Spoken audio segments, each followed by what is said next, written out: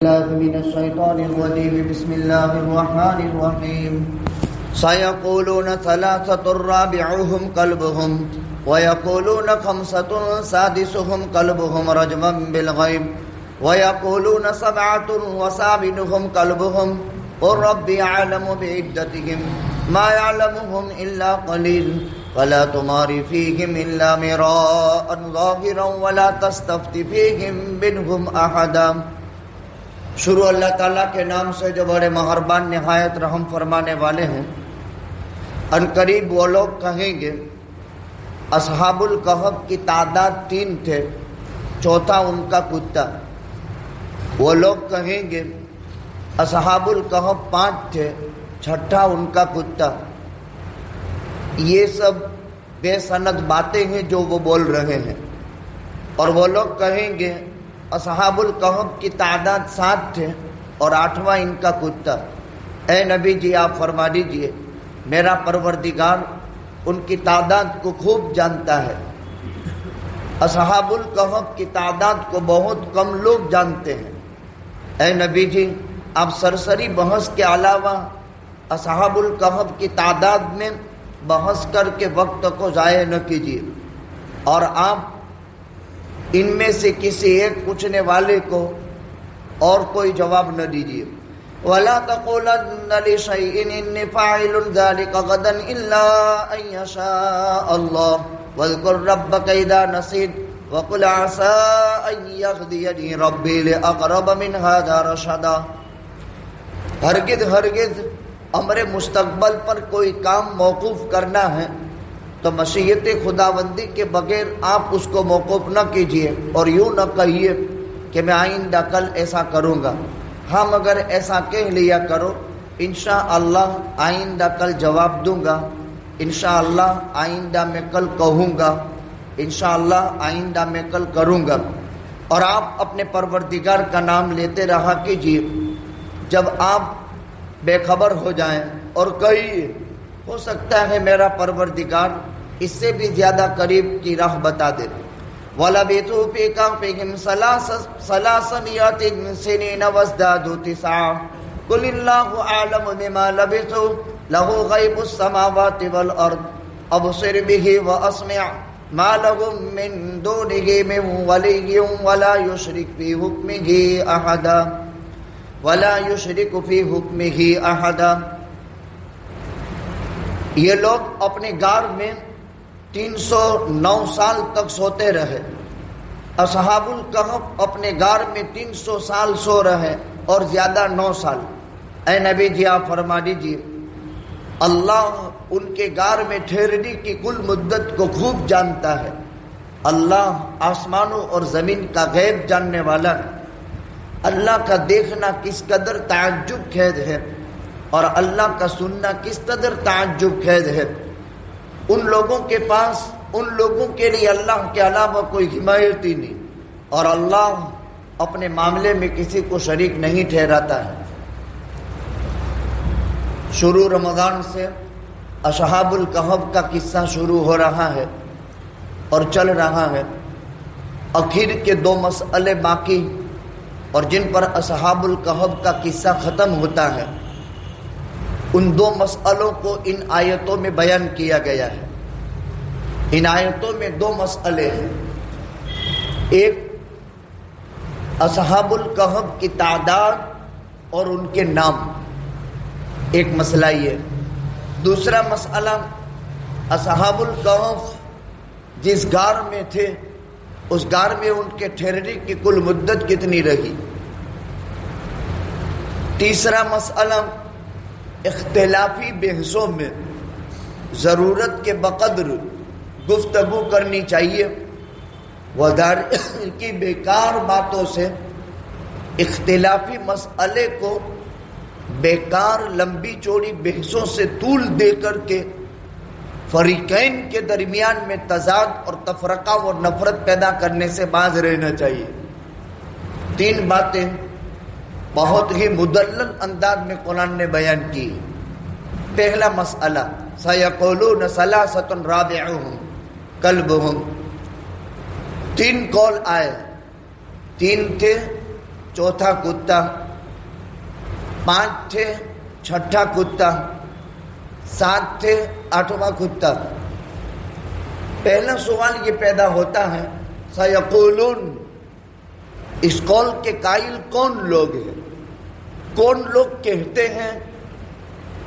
کہنے والے کون لوگ تھے؟ اس سلسلے میں 2 قول ہیں۔ پہلا قول حضرات مفسرین کا یہ ہے، اصحاب الکہف کی تعداد کے بابت بحث کرنے والی مفسرین کی ایک جماعت یہ ہے کہ وہ اصحاب الکہف کے زمانے کے لوگ تھے۔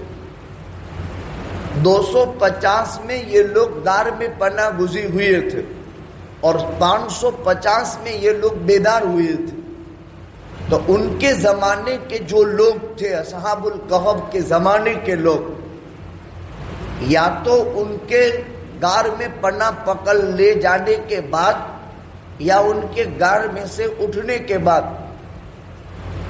ان کی بحث اس سلسلے میں تھی کہ ان کے نام کیا تھے، ان کے نسب کیا تھے، یہ کون لوگ تھے، ایک بحث آپس میں۔ تو زمانے کے لوگ تو جب کوئی واقعہ تعجب خیز کسی کا صادر ہوتا ہے تو چرچا ہوتی ہے، کون ہے، کن کی اولاد ہیں، کون سے خاندان کے ہیں، ان کا کیا واقعہ ہے، اس طرح کے سوالات ہوتے ہیں۔ بستی میں کہیں کسی سے کوئی تعجب خیز صورتحال متصور ہوئی تو یہی سلسلہ ہوتا ہے، کیونکہ پوری بستی تو اس کو جانتے نہیں ہیں۔ اس لیے پہلا قول یہ ہے سیقولون۔ دوسرا قول بیان کیا گیا، اللہ کے پیغمبر صلی اللہ علیہ وسلم سے نجران کے نصارہ نے مناظرہ کیا تھا اصحاب الکہف کی تعداد کے بابت۔ نجران کے نصرانیوں نے، عیسائیوں نے نبی کریم صلی اللہ علیہ وسلم سے مناظرہ کیا تھا کہ اصحاب الکہف کتنے تھے، ان کی گنتی بتاؤ۔ اس میں مناظرہ ہوا تو نجران کے نصارہ 3 تھے، ایک ملکانیہ تھا، ایک فرقہ یعقوبیہ تھا اور ایک فرقہ نستوریہ تھا۔ تینوں نصران کے نصران جو نصارہ تھے نجران کے، سب نصرانی تھے اور نجارہ کے رہنے والے تھے۔ 3 گروپ نے مل کر نبی کریم صلی اللہ علیہ وسلم سے مناظرہ کیا تھا۔ ان میں ملکانیہ کا یہ ماننا تھا کہ اصحاب الکہف 3 تھے، چوتھا ان کا کتا۔ دوسرا فرقہ یعقوبیہ تھا، وہ کہہ رہا تھا 5 تھے، چھٹا ان کا کتا۔ تیسرا فرقہ نستوریہ تھا یا نستوریہ، نون کے کسرے کے ساتھ یا نون کے فتح کے ساتھ، نستوریہ یا نستوریہ۔ ان کا قول یہ تھا کہ اصحاب الکہف 7 تھے اور 8واں ان کا کتا۔ تو یقولون، اس قول کے قائل 2 جماعتیں ہو گئی۔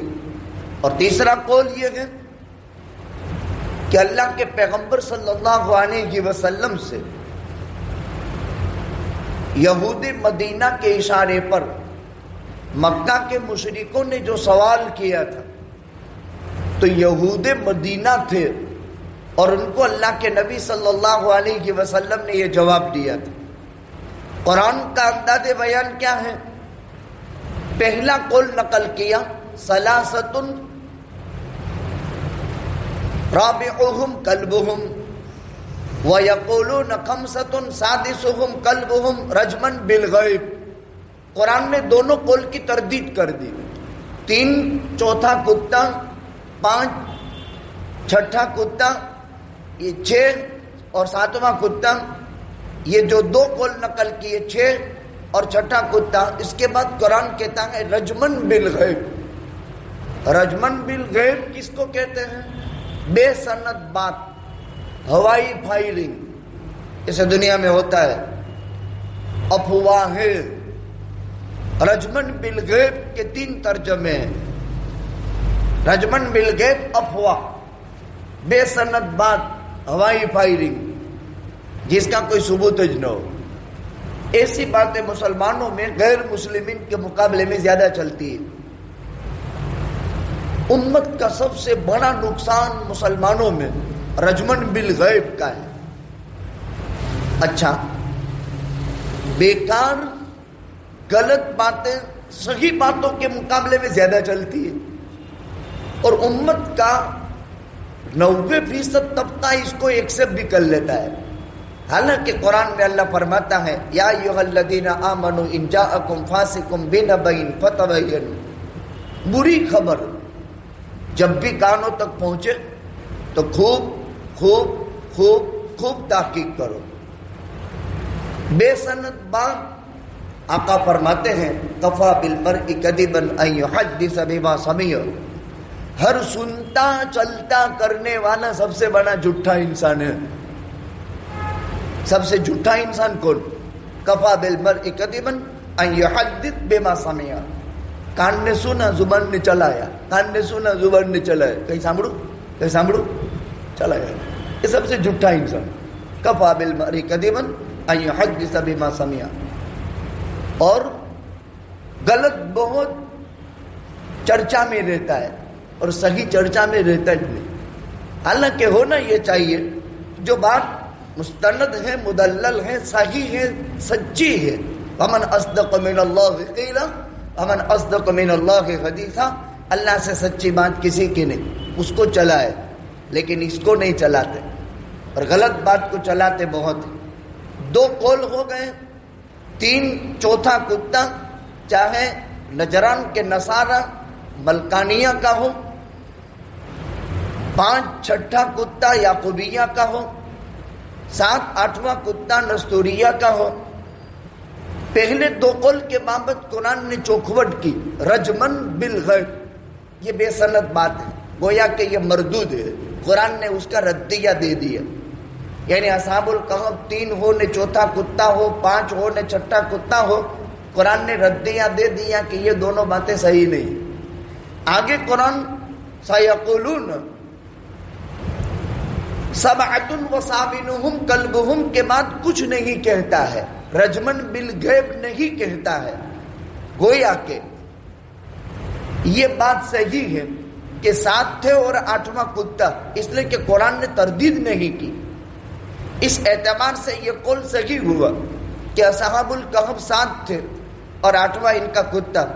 آگے قرآن کہتا ہے قل ربی اعلم بعدتہم ما یعلمہم الا قلیل، نبی جی اصحاب الکہف کی تعداد کے بابت بحث کرنے سے کوئی آخرت کا مسئلہ متعلق نہیں ہے کہ بھائی اگر اصحاب الکہف کی گنتی بتاؤ گے تو جنت میں جاؤ گے، ورنہ اصحاب الکہف کی گنتی نہیں بتاؤ گے تو جنت میں نہیں جاؤ گے۔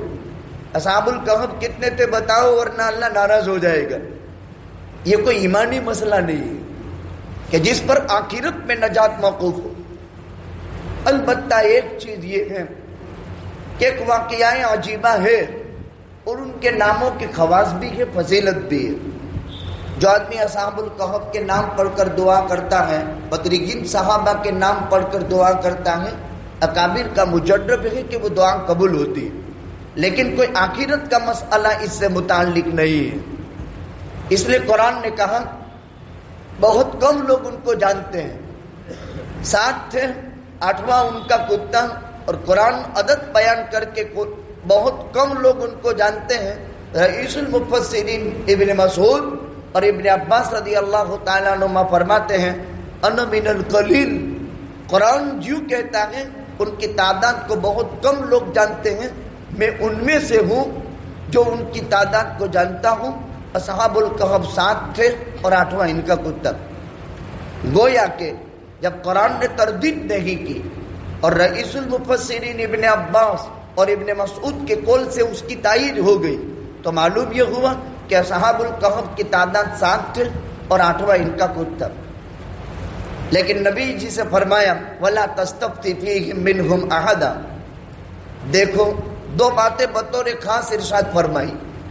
اختلافی مسائل میں جس ٹاپک پر بات کرنے کی ہے، جو ضروری بات ہے، اس پر دلائل کے ساتھ اسپشٹ بات کر لو۔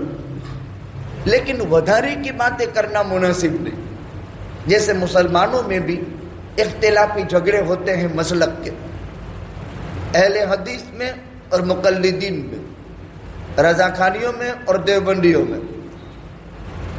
اس طرح فرقوں میں اختلافی مسائل میں لوگ بحث کرتے ہیں، لیکن بحث میں جو ضروری اجزاء ہیں ان کو ذکر کر دینا چاہیے، ورنہ مسلمانوں میں بھی یا کوئی دنیاوی معاملات میں بھی، گواہ میں، نکاح میں، طلاق میں، گھر سنسارک جھگڑے میں، سمادھان میں، بعض آدمی ہندی کا چندی کرتا ہے، ثبوت مانگتا ہے، تو کبھی سمادھان ہونے والا نہیں. جو باتیں ہوئی اس کو دفن کر دینی چاہیے. نہیں، اس کا تو مجھے ثبوت چاہیے. تو پھر ایک انسان کی دل آزاری ہوگی. کسی عزت کو ٹھیس پہنچانا کسی کی، اور کسی کی عزت کا نیلام کرنا، تو پھر زندگی میں جوڑ نہیں پیدا ہوگا. جو ضروری بحثیں ہیں کہ بھائی آئندہ ایک رشتہ اور تعلق بھوشیہ میں واپس خراب نہ ہو، اس میں جانبین کی جو بھولیں ہیں ان بھولوں پر نشاندہی کر کے آئندہ ایسی حرکت نہ کرے، یہ بات سمجھا دینی چاہیے. ورنہ بیکار بحثیں کر کے اور سوالوں کی بہتات قائم کر کے سامنے والے کو لاجواب کر کے ان کو ذلیل کرنا مقصد ہو، اسلام میں یہ نہیں. یہودیوں کا مقصد یہ تھا کہ نبی کو بے جواب کر دو اور ذلیل کرو، نعوذ باللہ.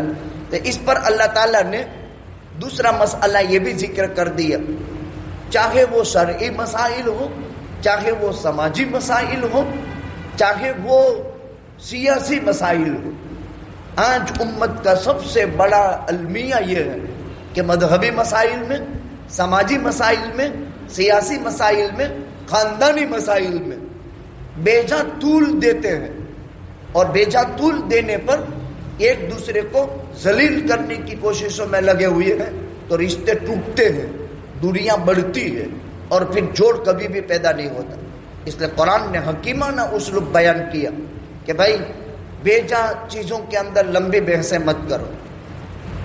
ان کے ساتھوں کے نام کیا تھے وہ بھی بیان کیے ہیں. ایک نام مکسلمینہ، ایک نام تملیکہ، ایک نام مرتونوس، ایک نام سنونوس، ایک نام ساربنونوس، اور ایک نام زونواس، اور ایک نام کسا تیتینوس. بہت لمبا نام ہے. دو نام زبان پر چڑھتے ہیں، تملیکہ اور زونواس، باقی نام مشکل.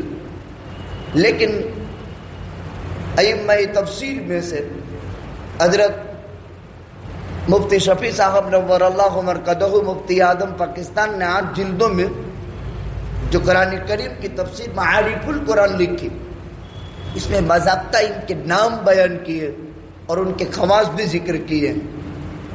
مکسلمینہ میں نے بھی لکھ لیے ہیں، مکسلمینہ، تملیکہ، ترتونس، سنونس، ساربنونس، زونواس، کسا تیتونس، کسا تیتونس، یہ 7 تھے. اس وقت ان ناموں کا رواج تھا. سب کا مقصد اللہ کے بندے ہوتے ہیں، لیکن شاہی خاندان کے لوگ تھے، ان کے نام یہ لکھے گئے ہیں. ایک پرچہ ایسا چھپا ہوا ہوتا ہے، دارالعلوم اشرفیہ سے پرانے زمانے سے چھپتا تھا، جس میں اسماء البدریین اور اصحاب الکہف کے نام لکھے ہوئے ہوتے تھے، اور وہ گھروں میں چسپاں کرتے تھے. ہمارے گجرات کے دارالعلوم میں سے دارالعلوم اشرفیہ نے ان کے ایک محتمم حضرت مولانا احمد اشرف راندیری گزرے ہیں، جنہوں نے بہت زبردست امت کے غیر مانوس طبقے میں تعویذ کے ذریعے سے دعوت بہت پھیلائی ہے، اور ان کے بچوں میں تعویذ کے ذریعے سے ان کو دین میں، مدرسوں میں داخل کر کے، تو وہاں سے تعویذ بہت چھپے ہیں ان کے زمانے کے. ہم بھی جب عربی اول میں تھے تب کی بات ہے، تب ہم نے بھی وہ پرچہ خریدا تھا. تب ہم کو تو یہ معلوم بھی نہیں تھا کہ اصحاب الکہف کے نام اس طرح ہم کبھی بیان کریں گے. وہ گھروں میں رکھا جاتا ہے تبرک کے لیے اور حفاظت کی غرض سے. تو اس میں اصحاب الکہف کے نام عربی اول میں ہم نے اچار میں پڑھے تھے، پھر بعد میں وہ پرچے گھر میں رکھ لیے تھے. تو خیر اس طرح کی خدمات دینی اداروں کی ہوتی ہے. یہ اصحاب الکہف کے نام ہیں. آگے دوسرا مسئلہ وَلَا تَقُولَنَّ لِشَيْءٍ إِنِّي فَاعِلٌ ذَلِكَ غَدًا إِلَّا أَن يَشَاءَ اللَّهُ. اے نبی جی، امر مستقبل پر کوئی کام موقوف کرنا ہو، خاص یہ مسئلہ بھوشیہ وانی میں آپ کو انشاءاللہ کہنے کا،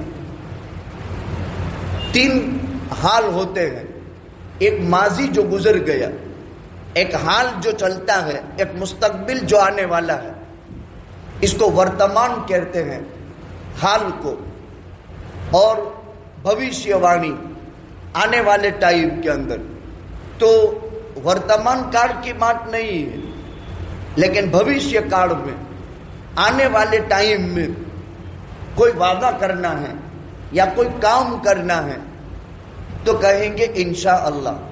اللہ کی مشیت اور ارادے کو ساتھ میں ملا لیں گے، اس لیے کہ اللہ انسان کی زندگی کا ٹھکانہ نہیں. لوگ کہتے ہیں کل ملیں گے، لوگ کہتے ہیں کل دے دوں گا، لوگ کہتے ہیں کل بات کریں گے. ہماری رواج ہے کل کل بعد میں، لیکن کیا بھروسہ کہ کل تک جئیں گے کہ مر بھی جائیں گے. کہ زندگی کا مالک تو کون ہے؟ اللہ ہے. انسان سانس اندر لیتا ہے، باہر نکلے گا بھی کہ نہیں. سانس باہر سے اندر جاتا ہے، اندر پہنچتا بھی ہے کہ نہیں. ایسے ایک حاجی صاحب کا انتقال ہوا مادی قریب میں. وہ کھانا کھا رہے تھے، کھانا کھاتے کھاتے ملک الموت آ گئے. تو جو لقمے اندر گئے، لقمے کا جو حصہ اندر گیا وہ گیا، اور نوالے کا جو حصہ باقی رہ گیا باقی رہ گیا.